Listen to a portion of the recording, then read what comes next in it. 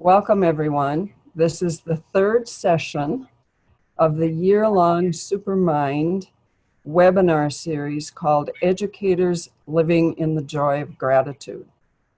For those of you that don't know, that title happened to come from one of the speakers, one of the participants, Gary Johnson.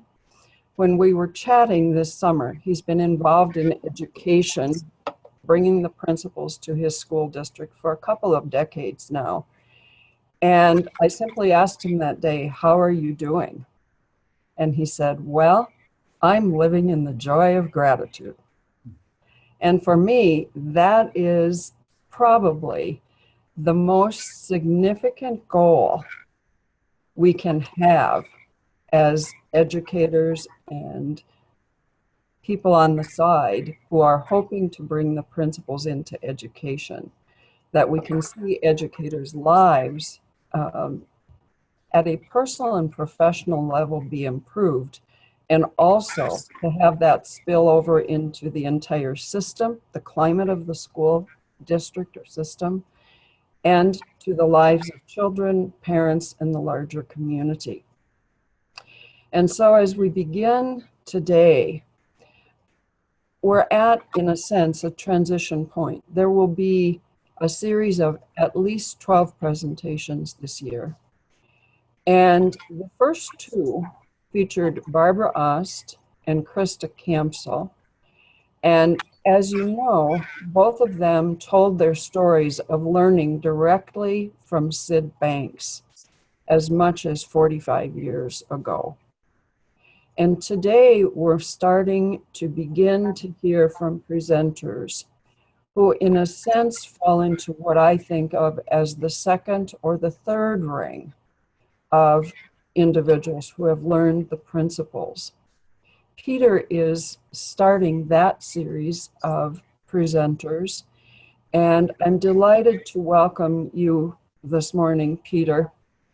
We have clearly found that it works best if I ask you to introduce yourself. You know how you've come into this experience of working with the principals and what it has meant in your life. And for today, he's going to be talking about applications of the principles in schools and in the wider community, which is terribly important. So welcome, Peter. Thank you for leaving school a bit early today and going way out of your way to be available at this hour. Welcome. Please fill us in. How did you get into this position? Well, first of all, thank you everyone for coming on the call today, and I'm delighted to be here and to be sharing as much as I can see at the moment. Just before I get going, I really just want to say thank you to Kathy for setting this up, because it's a brilliant opportunity to be able to share, and it makes the world seem a whole lot smaller, really. And also to Brett for all his expertise and his technical abilities, sorting me out yesterday about how to do this Zoom thing, and because I'm not a techie person, really. So thank you for that. And then I just want to also, at the start of this, I think it's really important to say just how important Sydney Banks is to certainly to me, and how it's had a profound, his insights have had a profound understanding. I didn't get to meet him in person. I did get to hear him talk on a call that Elsie had organised.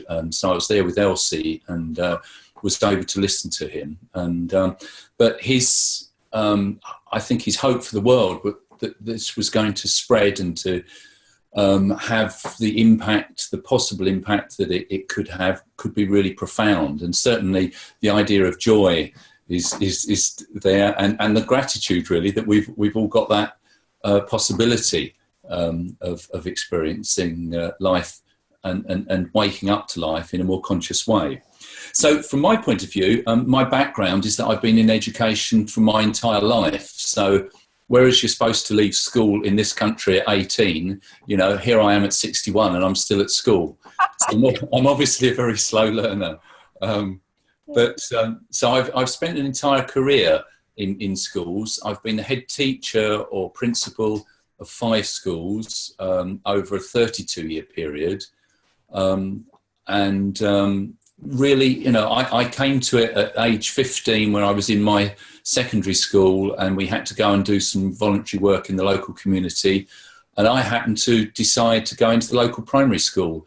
And that wet Wednesday afternoon, I sat in there and I thought, oh, I like this. I could do this.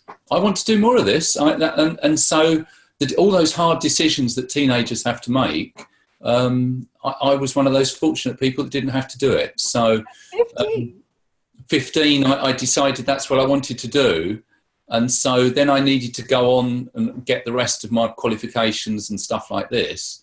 And so at 21, I started. So, so there we are. Yeah. Oh, so that's it on school. I mean, I'd always had a strong feeling that pupils knew so much, really, and had so much potential, and that was a driving force. I was also really very interested in how it is, how we are with our thinking, what makes us do things, what makes us behave in certain ways. And so in my own sort of way, I went into things like NLP, to traditional counselling, because there's obviously a lot of need as some of the pupils walk through the door in the morning. That metaphorical backpack can be sort of brimming over. So before we can even start considering the learning and what learning might look for them, there's the need to have an understanding of what might be going on for them.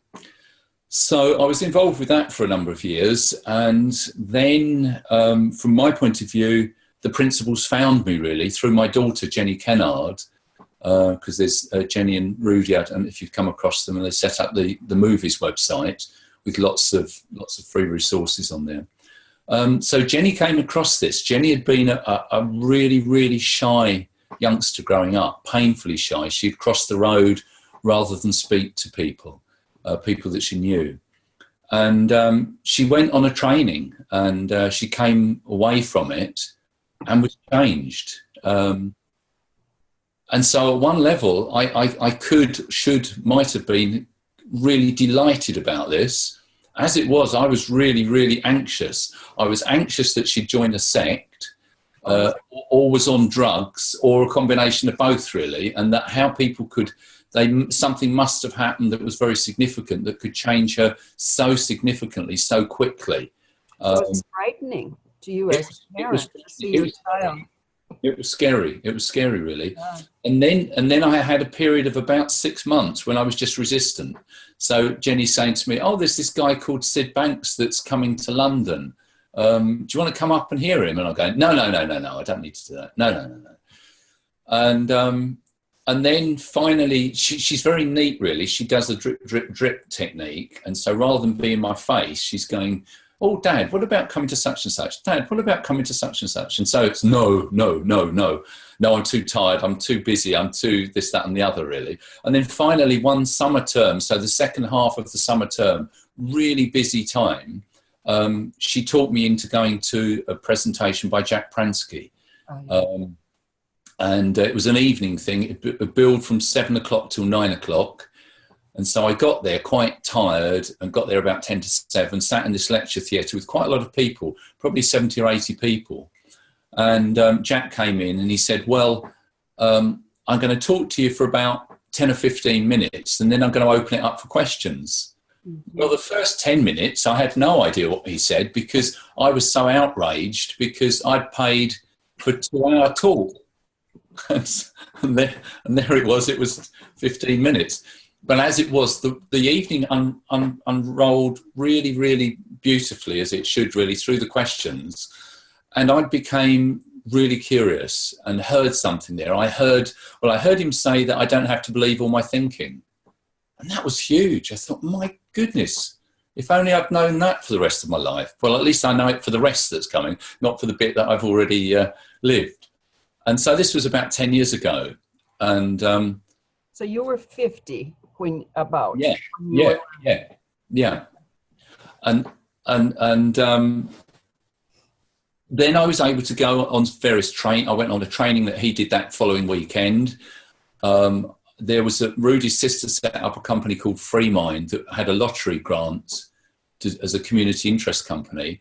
And so then we had people like Aaron Turner, Myra Gleason, Linda and Jack Pransky, Elsie, Dickon, and later on Keith. All those, we had access to those people really over a 3-year period. Mm-hmm. And it was just fascinating watching myself really at times. I would stand back and think, oh my goodness, you know, that's really changed me. And I could just notice that I was living life more gracefully, with just a greater ease. I had spent a lot of time worrying. I was either worrying about stuff that had already happened and thinking that could have been better and should have been better and what I might have done, or I was projecting into the future and imagining through this marvelous creative power as I really come to see it, this power of thought. I was imagining all sorts of things, and so spending a great deal of time not present really. And so that was a huge shift for me, a major shift. And I guess, you know, saying a few things about that, you know, that was, of all the things, was so helpful. Beginning to get this understanding of where my experience, my moment-to-moment experience of life was coming from. Mm-hmm. Because it had looked to me, as it looks to all of us, I think, it looked as if it was stuff in the outside world that was creating my feeling state. And it was so seductively real, really, that I was certain about that. There was a certainty that it had to be coming from stuff outside. I had too much work to do. There were some people in my life that were causing me stress. It was all about those things. Yeah. And then beginning to see this understanding. And I keep saying beginning, really, because I think I'm always going to be beginning to see this understanding, because now I see it and now I don't, and now I see it and now I don't. But it brought with it a much greater ease. And I spent some time, we went out to, my wife and I went out to Lacona and spent time with Keith and Valda and with Dickon and had some intensives. And I came away from that with, I think, with two huge insights for me. I hadn't appreciated the fact that I'd thought that the more I understood this, the happier I was going to feel. Somehow that had become a bit of a goal for me. I hadn't appreciated it. I hadn't seen that. I was blind to it. And, but clearly I thought the more grounded I was, the more happy I was going to be. And so then the times I was not feeling happy, I was thinking, well, these principles are just not working then. It's not working for me. You know, it works for other people, but it's not working for me. Yes. You know, in schools, now and then over the years, I would hear, let's say, administrators who were not familiar with the principles, but they were authorizing me to be coming in and doing trainings in their systems. And oftentimes they'd be saying even who should go to the trainings. They had reasons for wanting to see certain staff do better. Wow. And at times, as all human beings do, once we begin to learn the principles, we're still going up and down in our state of mind. And it was as if administrators who did not have an understanding of the principles were expecting a quick fix. They wanted every single staff person who encountered this to function perfectly for the rest of time. And that really isn't what the principles does for us. But I think all of us come into this thinking, oh, if I could just get it, then I'm going to level out and it'll stay this way forever. Yeah. Instead of, what happens is that I get what is occurring inside of me. And that knowing never goes away if I bother to remember it. So you were looking for the perfect fix in a subtle way too. And it started to play out beautifully in your life. It was. But when I was in Lacona, I came to first of all see that there was this is just actually what we're discussing, the conversation that we're having around these principles, is that this is just a description of how it is as human beings, for all of us, all 7 billion of us, we are all operating through this system. So in a sense, and because they're principles, you know, like gravity, everybody uses that as the example, don't they? But like gravity, gravity's dependable, really. You know it's there. You know that on a Sunday you're not going to step out the door and float off into the sky, really. And that Tuesdays, you know, it's a bit on and off.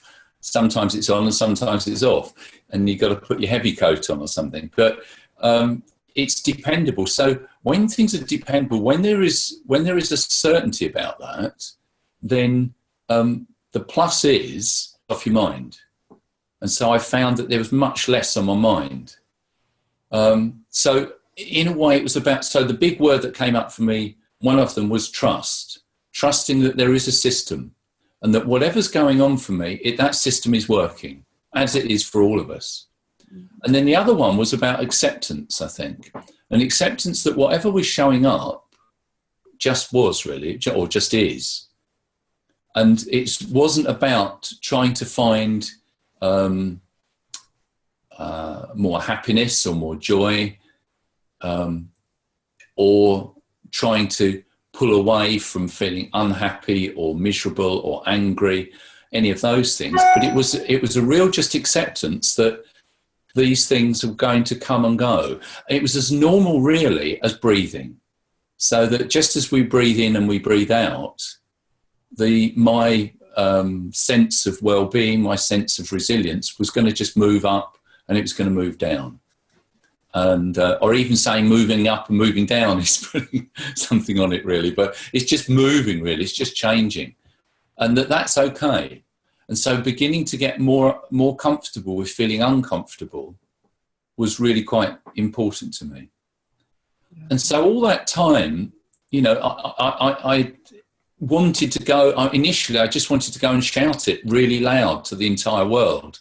Wow, this understanding, this can change everything. It's a game changer, not just for me, but for everybody. And so, you know, I'm going into school and I'm being quite evangelical with my colleagues about this understanding. You've got to hear it. You've got to sit down, you know, right, the next staff meeting, this is what we're going to talk about. And it's interesting because there are some people that came away and said, you know what, that's the best meeting we've ever had.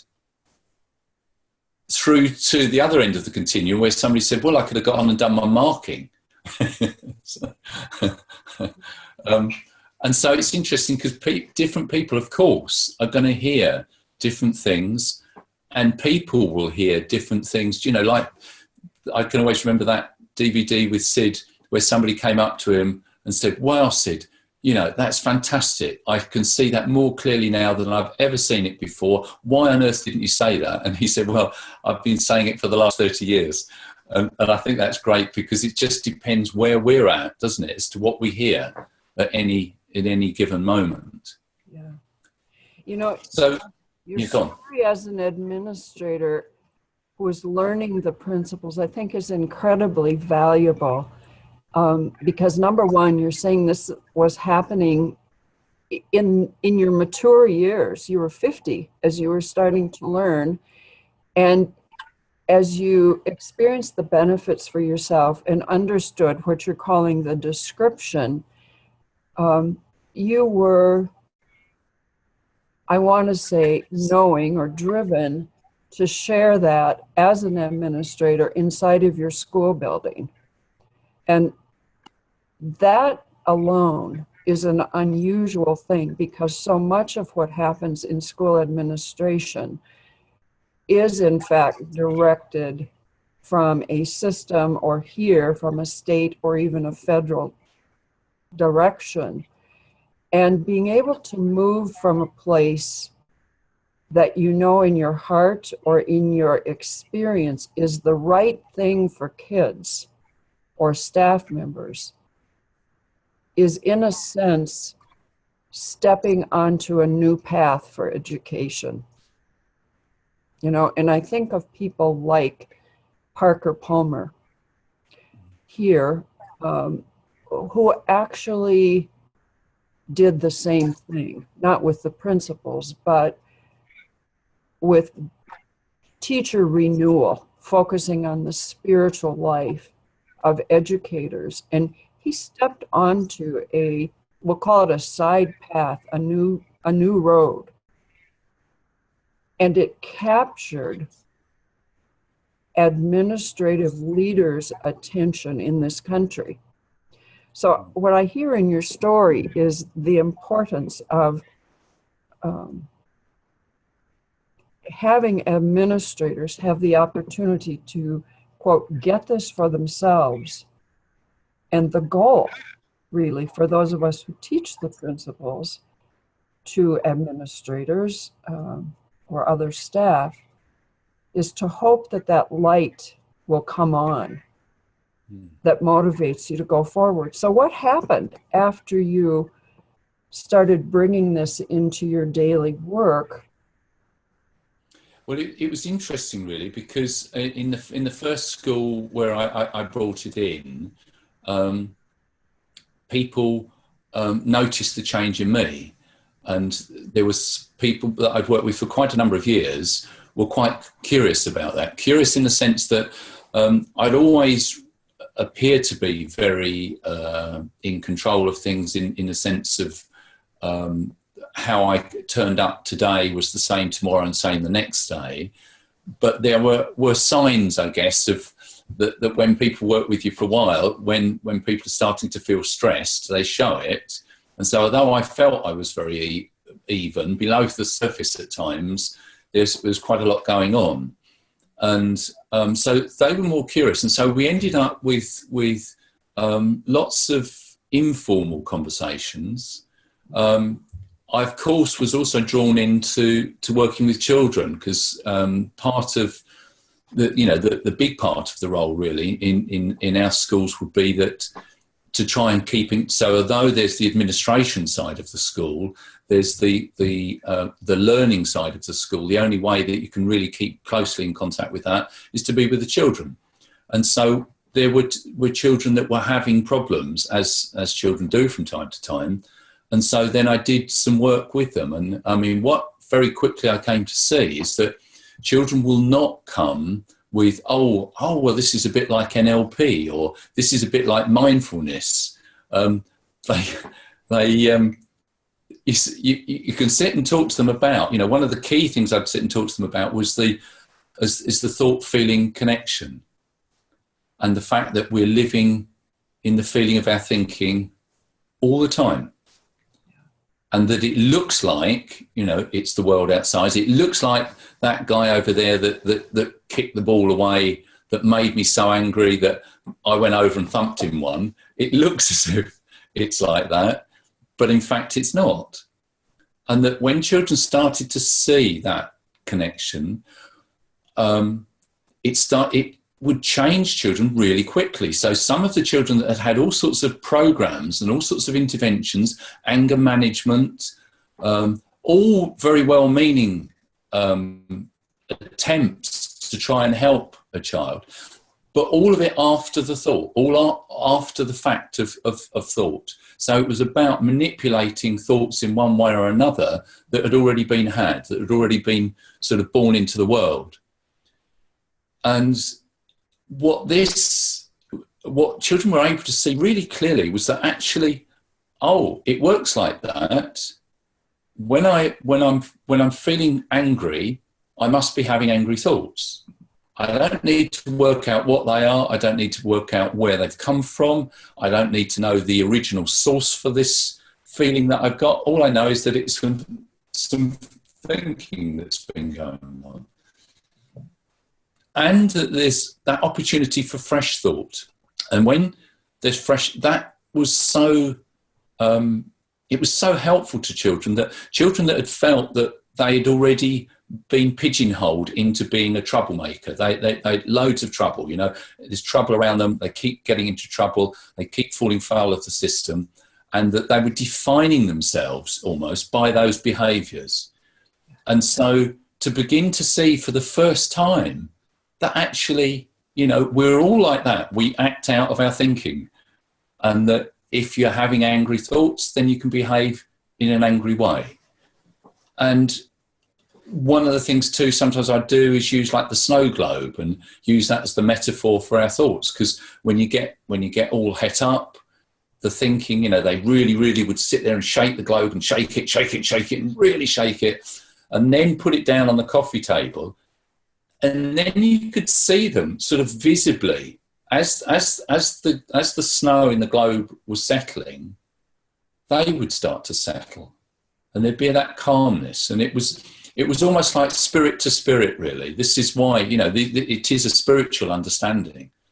But and the words around it, Sid always said, it's not the word, don't listen for the words, listen for the feeling and everything, wasn't it? But children would connect with that really, really quickly, I found, over and over.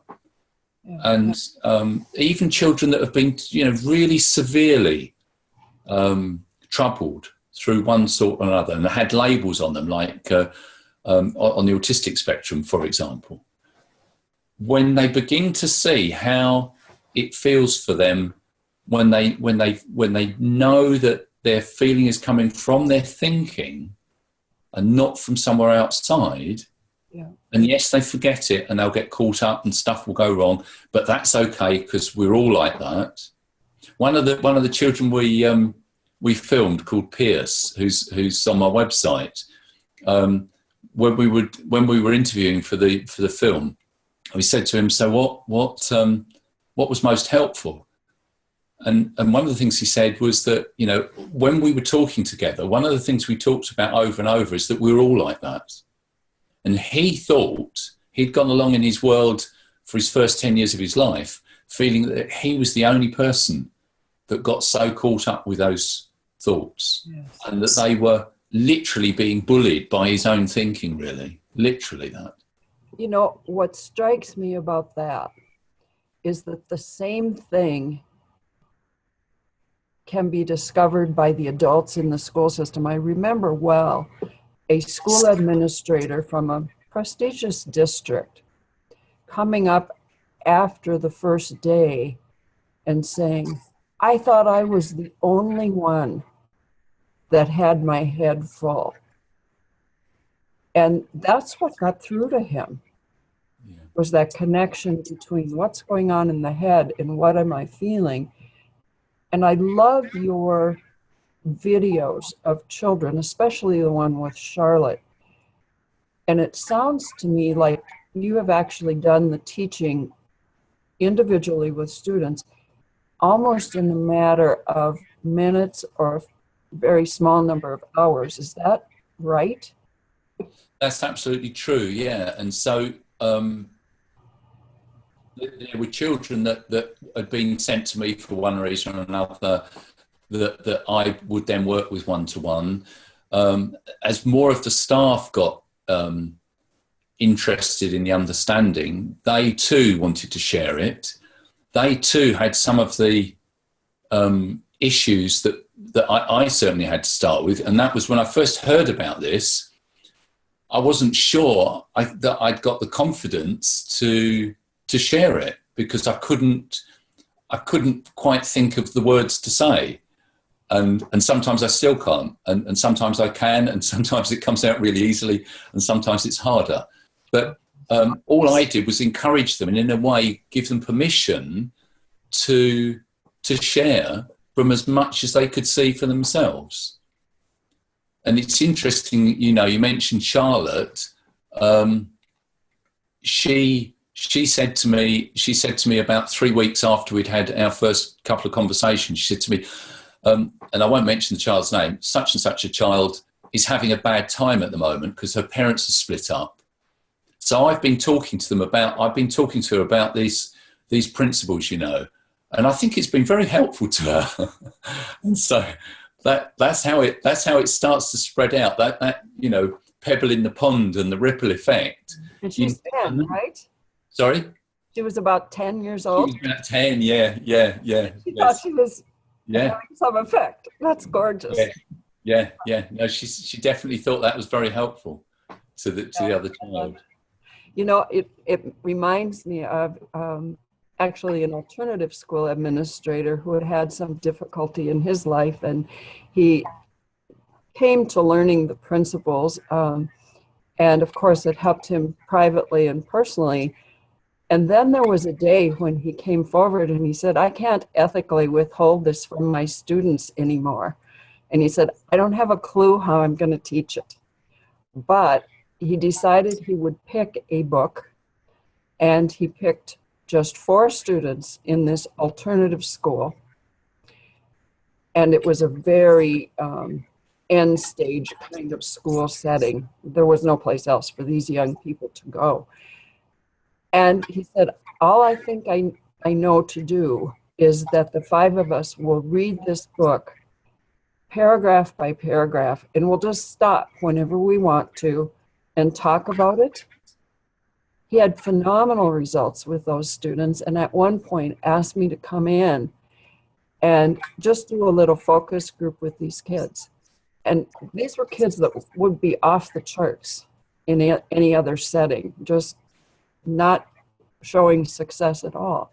And one of the most profound things I remember is one of these young boys saying, you know, my mom is asking if she can borrow my book. Right. Because she wants what's happening to me. Right. And I think we fail to recognize the power of passing a little bit of what we know onto a student or a staff member. And your stories of these children are just powerful. You were the first to start actually recording your student experiences, and it's been very valuable for us way over here in Minnesota. Thank you. Yeah. I mean, and certainly the children, I've had lots of nice feedback about that, and I fed that back to them. In fact, I met Charlotte's mum. Charlotte's now 15, and she is still navigating life really gracefully.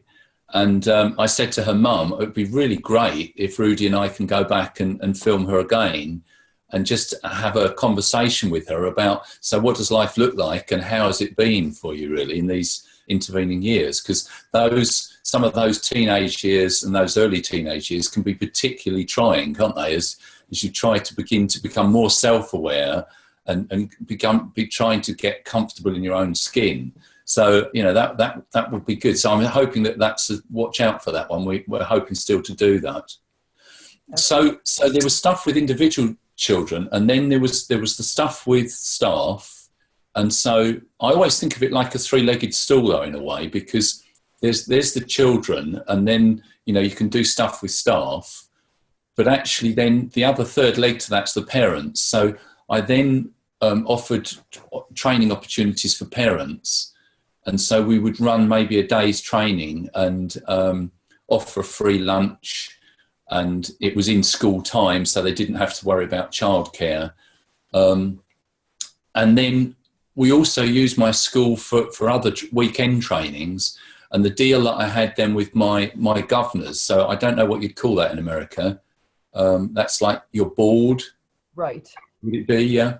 So they agreed that I could use the school for free. And I then offered places to the governors, to staff, to parents, at any of the trainings that we were doing. And so, you know, there was some stuff we were doing ourselves. Jenny and Rudy used it. We used it to host. Keith came over and did some talks. Dickon came over. Elsie came over. Yeah, and so we were able to draw people in, and I mean, some of the staff came, some of them didn't. And I didn't. You know, it was weekends. It was their time out, so they chose that. And in a way, I initially had thought, I want everybody signed up to this, and it's my mission to do it. I've got to do it. And then I came to realise, as I watched some of Sid's DVDs, you know, that in a way I got that sense that he would turn up, he would chat to people, and I don't mean this in a nasty way, but it was take it or leave it, really. It was like he wasn't attached to any sort of outcome on it. It was, I'm going to share from what I've seen, and this is what I see deeply, and that's it. Right, cheerio, off you go. and so that was interesting journey for me, because I've become much less concerned about whether I've got this number of staff signed up to it or that number. The fact that if anybody's heard something from it, I just think, oh, that's great. And I'll carry on sharing. I love your comment about Sid. There was a time when he was facilitating a group and I made some comment in it, and it was really funny. It didn't feel funny at the time, but when I look back, and he said, well, don't worry about it, dearie, you'll get it sometime. and it was just kind of like, I thought, oh my gosh, in front of everybody. But I think he honestly had that looseness. And then I don't know if it was a few months later, I happened to enter an elevator and he was in it. And he looked at me. I had no idea he even knew who I was. And he said, oh my goodness, you don't even look the same. I think he was watching more than I knew initially. And maybe that's what you're talking about, is that you offered this up to your staff and parents without an expectation that they had to do something. Mm. Yeah. I mean, that's the key message through all of it, really, is that there is nothing to do, and that making that connection, that I think, you know, for me, it feels like a spiritual connection, so that truth is talking to truth.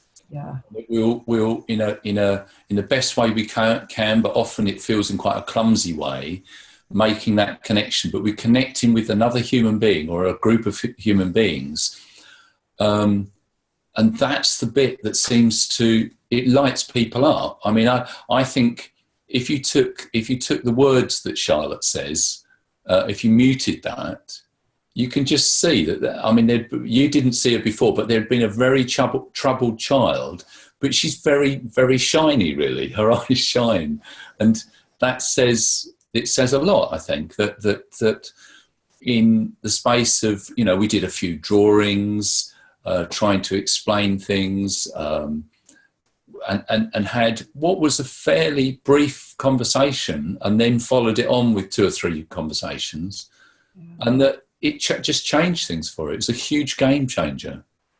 And so I think, you know, that power of potential that it unleashes, that when people become conscious to how we make up our life moment to moment to moment, it's great. And it's great because it means that all the backstories that we've got, I mean, young Pierce that we filmed had massive anxiety attacks, massive.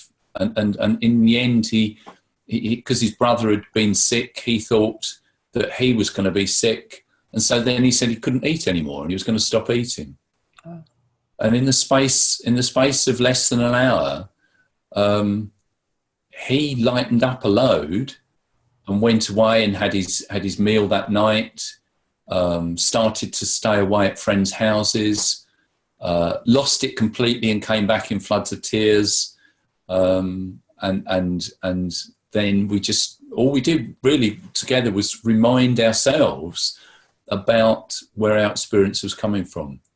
Mm. It seems to me that for whoever we're working with, or whoever I'm working with, it's just about holding a space, really. It's holding a space where people can begin to wake up to these 3 principles and to begin to see, you know, what's already there. Because I'm not telling them anything, nor, you know, anybody that facilitates. We're not giving anybody anything. That's already there. It's already in our DNA. But helping people just have that opportunity, I guess, to become conscious to this and to see how it then starts to work. And I mean, one of the things I say to the children often is that, you know, if we could talk about balance, and we could talk about forces, and we can talk about the balance of getting the forces right, and if they equalize, then we've got balance. But actually, if you want to learn to ride a bike, what you need to do really is not study your physics books, but you need to get on your bike and wobble around a lot and probably fall over and graze your knee and your elbow and and hopefully not bash your head too much. But at some moment in time, there'll be a sense of, oh my goodness, I've got it. I've got it. I can feel it. And I think that's what it is, isn't it? It's an experiential type learning. And I often laugh in schools because a lot of school stuff is quite sort of more academic and in your head. Certainly as it goes on in the latter parts of school in our country, that's what it looks like.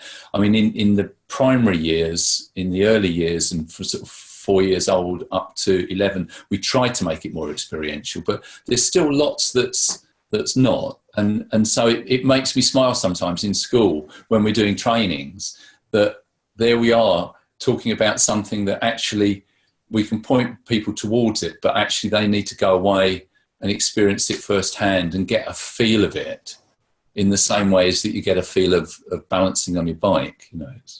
Absolutely. Children quite like that one. We're probably getting close to a point where we can invite questions from the participants. And before we do that, maybe as they're thinking a bit about what they might like to ask you, is there something that you would especially want to raise that we haven't yet talked about? We have a good amount of time, so there's no difficulty with that. I think the thing I want to say is that I did semi-retirement just over 2 years ago now, and I now go in as executive head or interim head for schools that are in trouble or without a head teacher or principal. And it's been really joyful to be able to go in to a completely new set of people and share these principles. So although I go in to do a job that is about making sure the school's running smoothly, it's also like a massive opportunity every time to go in and share these all over again. And it's really fascinating watching how some people take it up, some people don't. Some people hear things really quickly.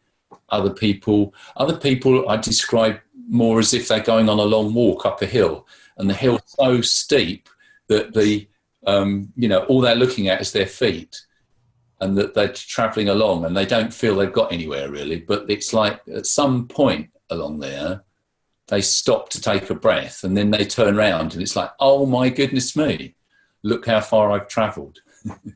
and it's crept up on them without them, being particularly conscious, or without them particularly having to do anything. That life, just looks quite a lot different. So for some parents, it's been very, very helpful. Then, they've reported about how they are with their children. They've become much more present. They are seeing that, the stuff that they were worrying about and spending a lot of time thinking about, that's fallen away. And so it's given them more headspace almost really to be present to their needs and to really hear what children are saying. And the other big thing that I'd really like to say is that I, like other people that work in schools, must have sat in lots of meetings where professionals are sitting around thinking about a particular child and maybe worrying about and thinking about, what can we best do to help this child? Maybe it's with their learning, maybe it's with behaviour. And I've often smiled, even before I knew about the principles, that I smile in the sense that the key person that can effect change is often missing from those meetings, and that's the child themselves. Yeah. And what I've been keen to do is to make opportunities, not in a meeting, because you couldn't bring, say, an 8-year-old into a group of 6 or 8 professionals. That would be wholly unfair. But make it possible so that people working with a child, or myself, somebody that the child gets along with and trusts, helping them have some space and time to reflect on what's going well for them and what's been difficult for them, what's getting in the way. And then giving them that permission really, and giving them that space and time to come up from their own wisdom of something that is going to feel right for them. And I'm just I'm just absolutely knocked out and blown away with the fact that children will, time after time after time, give them the opportunity and give them some quiet, and they'll come back to you with all sorts of ideas that some of which, you know, are easier to put in place in school than others, but they will come back with things. And just the last thing to say before I'll open up for questions, but there was a 15-year-old I've been seeing who had been having lots of anxiety problems. And he was in his year where he was ready to do his exams at age 6, coming in through to 16, his GCSEs. And so he got very, very anxious about this and was having real panic attacks. And so he'd seen his pastoral tutor who had drawn up a revision timetable for him. And so I said to the lad, I said to him, so how was that for you? And he said, oh, that's made me much more anxious. And so I said to him, so why did it make you anxious? So he said, well, because it didn't make any sense to me at all. And it was really interesting because there was a typical situation in school of a well-meaning adult trying to do their best to help. And actually the wisdom that the pastoral tutor was experiencing and bringing to bear on this issue wasn't the wisdom that the child needed. What the child needed was to hear, what is it I need to do? And to have some space and time to just think about that. And I think that, of all the things, it's just so powerful in terms of unlocking the child's own potential for coming into their own sense of well-being, whatever that looks like. Now, whether that's about a learning issue, whether it's about behavioural type issues and how they're managing their social situations, in the playground, for example, that they will have solutions. And sometimes the things that they do don't look very logical, but actually give them, again, space and time, and to listen, to really deeply listen, just to what their words really, and beyond their words.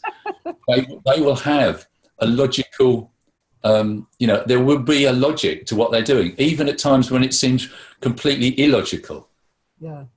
So I guess it's just those points I just really, really wanted to, I'm sure other people that, work with children and work with the principals, will recognise that give children those opportunities and they'll never cease to amaze you. As I'm looking at the participants, I'm so very aware that there are individuals in this meeting who have actually really been committed to what you're talking about, giving the young person voice, the child, to the extent of having teams that actually ask an adult then to work directly with an individual child. And when it's been someone that understands the principles, that whole listening to the student beyond their words and coming up with answers is very powerful. Perhaps some of the individuals will speak about that later. But are we ready to have you raise hands if you have a question? I'm very good at spotting what's happening to you as I look at the screen here. I know who I want to ask questions of, but let me first give you an opportunity to go down to the menu bar and raise your hand if you would like to. And I'll just kind of watch for those for a second.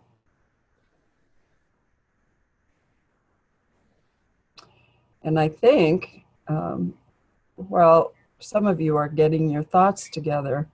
I'm going to suggest here that we might, I see Krista. Okay, I'm going to figure out how to unmute you. Okay, Krista Campsall. Hi, good morning, good afternoon. Hi, good evening. Yeah.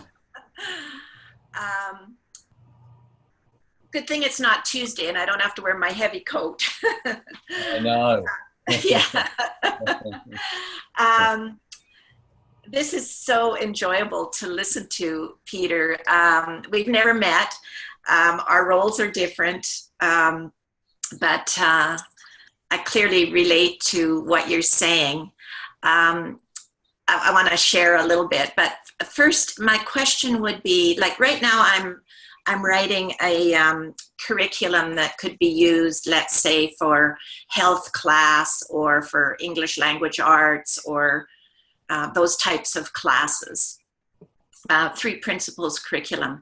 And I hear you so naturally talk about spiritual. And I'm looking in our black and white documents from the ministry, and it's clearly not there. However, I have found our ministry is willing to put that in reference to working with Indigenous pupils. So I was thrilled to see it there, and I'll put it in that way. How are you finding that to be able to speak so easily about the spiritual side in a public school setting? I guess I'm lucky as being the head teacher or the principal that in a way I don't need to seek permission from other people. I've been open with my board and the various boards that I've worked with in the schools in terms of what this looks like. And I've used, when I'm talking to them, I've used a variety of terms, and I've talked about the energy behind life, and that for some people that they will see that as spirit. Other people immediately will say, "Oh, you mean God you're talking about?" But or that actually, just from a scientific point of view, that sense of interconnectedness. Yes. And I've just left it really open that this isn't about a particular dogma that is trying to, because that's what those sorts of folks in that role will get worried about. They'll start worrying, are we just trying to teach something that's going to maybe not sit easily with with other people's beliefs. Right. And I think when that's explained, that actually this is only just about a description of how it is we work and how we are in the world, then they're quite comfortable with that, really. I haven't found any difficulty with it. And even people that have had very strong religious beliefs in a particular way have not found that challenging, actually. Great. Thank you. I love how you spoke of the interconnectedness or the interrelations that is big and bold in the curriculum for Indigenous peoples, and we'll get that in there in the curriculum I'm writing. I want to say a couple things about Peter. You're the head teacher or administrator, principal, as we would say here, and my role the last 10 years was as special education program manager. Does that sound like a reasonable title for you? And I'd like to say I was doing the same things as you do as head teacher. It's so wonderful if there's a child with an issue, and I'd like to emphasize here that this is not about IQ. We are very inclusive in our public schools. So I would work with children, with teenagers with the IQ of 50 ranging to 170. So you've got the full range there. And I want to emphasize that what your experience is my experience, in that the change happens very quickly with these children when they're given, as you say, the space to hear a few things that make sense, and the opportunity to reflect on that and see how it feels for them. It's very powerful. And also I'd like to say that this situation of anxiety with our teenagers, it's a big deal here, as I'm sure it is in the States and the UK and likely around the world. And to find that we can share, as Kathy was saying, and you have, even just a little bit about the principles, so that these beautiful young people that really have, if we look at them, we say they've got everything in their favor, yet they're so anxious they're not able to enjoy it or live to their potential, as you say. I think this is just really fabulous. And however it happens, whether a child is in trouble and then all of a sudden they're sent to the program manager to solve a problem, or whether it's just, as you say, in an informal conversation, however it happens is valuable. And I just think it's beautiful that we can have such different roles, be in different parts of the world, and have the same experience of seeing these young people meet success and carry on with that success. I think it's a fabulous idea for you to connect with Charlotte again and just see what's been happening for her. That would be a really powerful thing for people to see, how it only gets better and better. And also with regard to Charlotte, how children, teenagers help each other when they've got a little bit, how they just naturally are going to help their friend.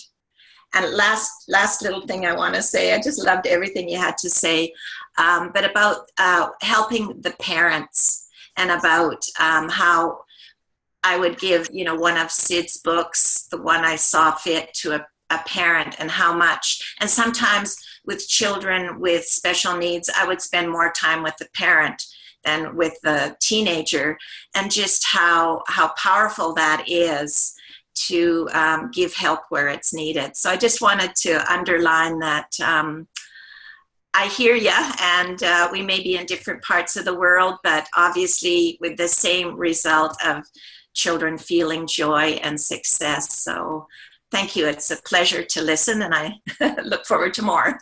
Nice hearing you. Thank you. An opportunity. I see John. Let me. There you go. You got me. Peter, it's a delight to meet you. And we have had a brief chat on Facebook, and we've agreed to maybe have a Skype session together, if you recall. I thoroughly enjoyed what you had to say. I have to duck out because I have a meeting that's starting immediately, and I hate to leave, but I will get back with you, and I'll watch the full recording of the session when it's put up later. And thank you very much. It was terrific to meet you, and hopefully we'll have a chance to connect again soon. Thank you. All right. Bye-bye, everybody. Bye. Good luck with your university meeting, John. Thank you. And we will mute John. Another participant who may have a question.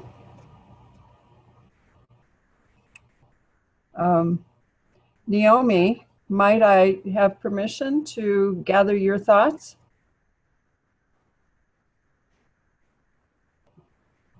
I'm going to unmute you. What are you picking up today, Naomi? Well, I only just arrived, I'm afraid, because All right. so not much. You're doing homeschooling, I know. Yeah, yeah. Well, we were out, and I just got back in the traffic. So okay. If a question comes up, know that I'm ready to come back to you. Thank you. Another person, anyone who might like to go to the bottom of the screen, and I see Joel. Come to you. Joel, ask your question. Hi, thank you very much. As somebody very new to this and who may soon get a chance to work with some children, either through a Boys and Girls Club talk or possibly at a school, I'm wondering if you have some thoughts on opening gambits for talking to a young child, like the very first exchanges of dialogue, wanting to bring this in. Yes, that's a great question, really, because often that can be quite a block for the adult. And I certainly had a lot of thinking about how was I going to start off. Right. And I guess how I start off each time is different, really, and it is about having a sense of, you know, just here we are together, and this is going to sound really strange and a bit wacky, really, but I honestly don't think about what it is I'm going to say to the children. It is for certain that there is something working through me here. There is wisdom working through me that seems to come up with stuff. I mean, so that to try and tie it down, I guess, you know, in terms of between one child or group of children and another group of children, some of the key things, I will often start with something around the thought-feeling connection, about the fact that we all have lots of thoughts, you know, and usually they'll all pretty much, that will resonate for them. And then we can start thinking about some of those thoughts and what they might be and that sort of thing. And then link it to the fact that, you know, for every thought there's a feeling. For every thought there's a feeling, over and over and over again. And so to begin to see that and to wake up to that, again, is really powerful. And still giving quite a lot of gaps in that, so that children can then come back and say, oh, so you mean, or it sounds a bit like that to me. So in a way, it's stepping out of, it's not a teaching mode, you know, and so that, I think I'm developing that as I'm going along. I'm getting less of a teacher and more of another human being that's sharing the best I can with another human being, albeit a little human being. And so that's occurred to me more and more, and has been helpful to me. I'll use sometimes drawings. I'm really not a good artist, but I'll do my best with stick men and all the rest of it. And so having something visual at times, or something physical. So like having Play-Doh. I don't know if do you know what that? Oh, very much, yes. Yeah. So having Play-Doh. So, you know, you can have a ball of Play-Doh. So it's a ball 1 minute, and then you can shape it up and make it into an elephant, or you can make it into a face, and that's very helpful about helping children see that the changing nature, you know, that thought isn't fixed. Thoughts will keep on changing. Or, you know, step out if it's a nice clear day, but with those nice little puffs of white cloud, you know, and have a look up and say, so what can you see? And go, oh, I can see a face there. I can see a dragon, you know. And then the next minute it's gone. It's a donut now. It's something else. So those sorts of things, as having something that's visual, that will help, and so from, you know, use the metaphor, but help make those links for them. The snow globe is a great one. I just over and over, I never cease to be amazed that you know, they'll go really mad with the shaking of it. Yeah, that's me when I'm really, really, really angry. And then they put it down, and you could literally see children sink back into the seat as they relax. And as they relax, you know, their face changes, everything changes really. And so a child that can come in really wired can start to settle. And because I think giving in those opportunities, you know, that's part of the key to them waking up, I think, to what is their own spiritual self. So, and then with teenagers, teenagers have still like the snow globe, actually. We've used more drawings and things, I guess. I suppose if I was than say some of the younger children, and then and sometimes I'll say to them, so how does it seem to you? You know, and if they're saying, well, I don't really see it, or I don't get it, then we'll just try and look at it another way. There's one lad, I've only done one session with him, and he's got lots of anger issues, his mum says, and he gets very angry at home. He, like a new piece of music, he's learning to play he's 8 years old, he's learning to play the piano, And so he gets a new piece of music and he just gets very angry and he'll slam it down and he's gets very cross with it. And then eventually he'll come to it and he'll have a go with it. Or he gets very angry with his mum for various reasons. So he came to see me. So we're having a nice conversation, really quite quickly. We were into it. He was getting the thought thing. So he's saying, so when I'm angry, I'm not really angry with my music. Oh, it just looks like that. Oh, I see. Oh, okay. And then I'd said to him early on, I said to him, well, you'll get to a point where you've had enough of us talking, really, and you'll feel full.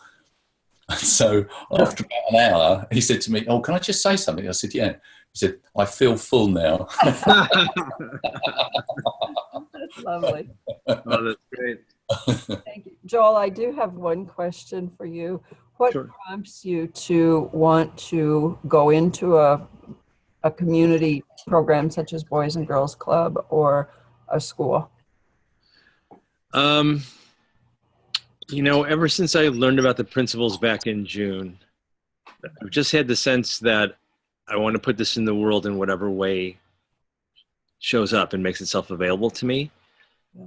And one of the first people that I started working with pro bono was a college student at UCLA who's the son of a friend of mine. Yes. And I was new to it, and I just said, hey, can I talk to you about this thing? And he was a little wary at first, but we started having weekly talks, and it made such a difference in his life. We became such good friends. And walking back from a coffee session with him, I was passing this alternative school in my neighborhood, and I just had an impulse to go in there. Mm-hmm. And ended up making a relationship with the director of admissions there, a young woman. We went out for coffee a few weeks later, and I spoke to her, and she started to see the potential in it, both for her own life and possibly for the school. I'm still nursing the relationship to try to go in there, but one after another, opportunities have been showing up to work with both teachers and students. And it just feels like this is such a perfect leverage point in our society, helping teachers become less stressed over the imagined problems they see in students, and helping students stop seeing themselves as victims in so many different ways. It just seems a no-brainer. Like this is the portal to make a great contribution to change the future. Thank you. I'll invite anyone else to raise their hand. And I see Lori Smith, administrator. I'll unmute you. Please introduce yourself and ask your question, Lori. Good morning, everyone. I'm Lori Smith, and I'm principal at Oaklawn Elementary in Menominee, Wisconsin, USA. We see the fish up on your wall. That helps me bond with the young boys, especially. I see. I just wanted to kind of comment on what I've been hearing, and I apologize I came in late, so I'll also be listening later too. One of the things that Kathy shared with us here in Menominee early on is when you go to talk with other people about this, talk to what you know, what you understand, and you can articulate. And that builds confidence in your ability to share it with other people. And you also get nice positive feedback when you don't come off crazy, when you come off articulate. I think what's unique about this is that for those of us who work in the school setting or, more structured settings, there is the necessity to have a curriculum in the sense of an outline, a purpose. But then it's also, like you were sharing, Peter, you have to just trust the process, that as you start to speak about what you know and you have yourself open, you're going to get insights about what's going to be most relevant and most helpful in that moment. And I think for those of us who've been doing it for a while, you start to gain a trust that I recognize I have to have some planning, I have to have a little bit of organization here, but I'm not going to come in so canned that I'm not open and responsive to the moment and the best use of that moment. So I just wanted to share that and hope that makes sense to people. For sure. No, Do you have a comment? I mean, it definitely. I think that definitely does, and I think the certainly in schools, yeah, there are plans. I mean, in the UK, we've gone planning mad. To be honest, every breath is planned for, really. But that said, we need to have outlines. But there is also, on the other hand, that trust that we will get insights in the moment that will be helpful to us, that are going to be directly relevant to that moment in time. So that in the sharing of that with youngsters, I've just got a belief that the right stuff will turn up, and it does actually. Invariably, it turns up. Even when sometimes I'm thinking, well, I don't really know where we're going with this, and sometimes I just say it to the children. I say, I don't know where we're going with this, and then they'll say something, and then it's like walking through. It's like walking through. The curriculum. The word curriculum, it comes from the Latin or something, doesn't it? Meaning a circle. People are more learned than me that will know that, but on a sort of circular track going round and round and round. Whereas I like to see the curriculum more like a walk through the woods, and you start walking through the woods, and then you think, oh, I really like the look of that little pathway going that way. I'm gonna go off that way. So you go off a bit that way, and then you can go off in different directions, and learnings like that. Although we like to try and organise it and get it so that it can be tested and again, in this country, we've gone absolutely testing bonkers, really. We test them every moment of the day, it seems, as if by testing them, it's going to help them with their learning. But I think giving children that opportunity to experience learning for themselves, where they will take some more control over it, is something that we're missing real opportunities there. So that I will always be saying to staff that, if you've got 30 children in the class and there's 2 adults, say there's a teaching assistant and the teacher, there are 32 teachers there. And it's really important to remember that, because the amount of learning that happens incidentally without the teacher having any control over that whatsoever. I mean, sometimes it's not learning you particularly want to go on, but often children will learn so much from one another. And a bit like Charlotte's, throwaway comment about her teaching the principles to this other child, that sort of incidental stuff can just happen without us needing to control it in any way. So I think allowing that and finding some ways within the system, because we're under, certainly in the UK systems, under huge pressure. We've got a very punitive inspection regime through Ofsted, which you might have heard of. If you don't do well in that, then the principal or the head will lose their job very quickly. They'll be gone.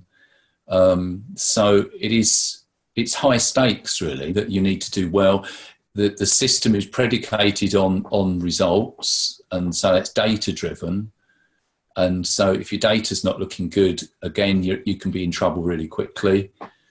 So it's needing to do enough of those things to then enable the really important things to happen in a school. And I guess that's part of the craft of being the principal or the head teacher, is to try and, if you've got a strong belief about what we ought to be providing for children, to enable them to have the space and time to grow and to develop in a holistic sense, then, I think you can be creative. I mean, that's certainly been my experience. The teachers and the head teachers that I've met and that I've mentored that are ground down by the system, it's where they haven't got a real clarity about what they see as almost like the birthright that I think that children have as a learner. If you've got that, and if you've got a strong enough belief in that helps you navigate and gives you the opportunity to, get insights about how can you find ways around the system and work the system Yeah, you're talking at a very profound level. It made me think about Darlene Stewart and her book, Creating the Teachable Moment, way back in the mid-90s. Right. And she was a reading teacher, among other things. And at one point, she said she literally had to make a decision if she was willing to take the risk to say that it was most important to teach the individual children that she was working with the principles prior to teaching them to read. Right. You're talking about, maybe a teenager who comes and cannot read at all. And so she made the gamble. She kept the data. And in the end, it was one of the first studies ever on a very small scale to talk about the academic impact of teaching state of mind to children. And her students actually gained 2 years of reading ability compared to others in her system who were not being taught the principles. So there's a whole area, and we'll touch more on that during the coming year, of what is the impact of teaching the child to access what you're saying is actually inside of them. And you're saying administrators historically have been either leery or fearful of assuming that there was more in the child than what the test scores show.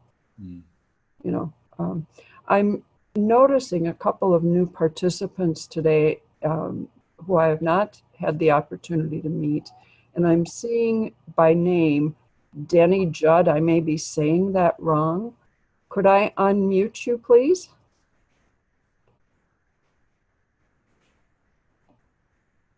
Let's see. Could I ask for your comments? What are you seeing and hearing today? But introduce yourself first, just a little bit, please. Okay, I will. Thanks. My name is Deanie Judd. Deanie, and I am in Glasgow in Scotland. Oh. And I teach online. I have a tutoring. I tutor children, teenagers online. And I've kind of come across this in a very roundabout way. But I see a lot of anxiety. I see a lot of anxious faces, and I see an awful lot of anxious parents behind the anxious teenagers. And today has been great for me, just from when Peter said, I don't know why I hadn't thought of speak to the parents. I don't know why that had never occurred to me, but it didn't. And it's very obvious, isn't it? I lost internet connection, so I don't know if somebody's already asked Peter this, so forgive me if they have. Peter, how widespread is the principles in schools in the UK? Is it? It's not very widespread. Is the answer? Answer. Yeah.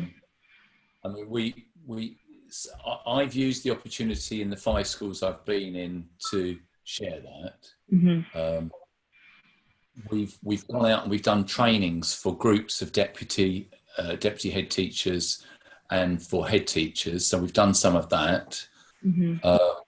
But it's still in its infancy, really. It's still at the beginning. I think the time's right, because the interest in the UK in some areas on mindfulness, for example, yeah, and an acknowledgement through some of the studies where they're saying, our children are some of the most unhappy in the world, and yet, we live in potentially, from an environment point of view, and in terms of their sort of social, what we have in terms of materially, we've got quite a lot going for us, and yet those children are not feeling all that happy. Well, surprise, surprise. Some of that is about the system that's predicated on data and test results and so on, and some of it is because then teachers are running scared because they feel they've got to keep pushing to get those test results up.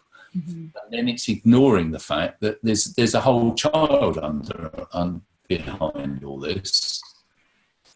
And the teachers that I've been struck as some of the most gifted ones that I've ever met are the ones who I would describe as being, they have personal investment really with children. They are more interested in the child, are interested in the child first, and then are interested in how they're doing in their English and their maths and so on. Yes. Yeah. Some of the biggest impact. Have you still heard that all right? Because my screen froze, but We couldn't hear you, Peter. hello. Can you hear me? Yes. Can you hear me? You can hear me. Yes. Did you lose that? We heard your answer. Right. It's fine now. You heard the answer? Yes. Oh, good. Yeah, okay. Okay. It keeps freezing up here, so. Okay. What we will do is move to another participant, and I have to first.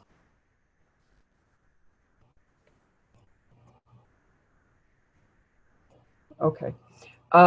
There are some of you who have not yet spoken. We have a few minutes.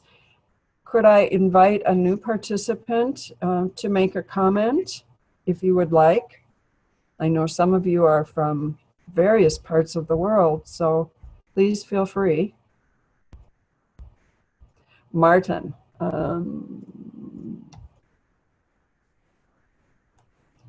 Your question, please, Martin.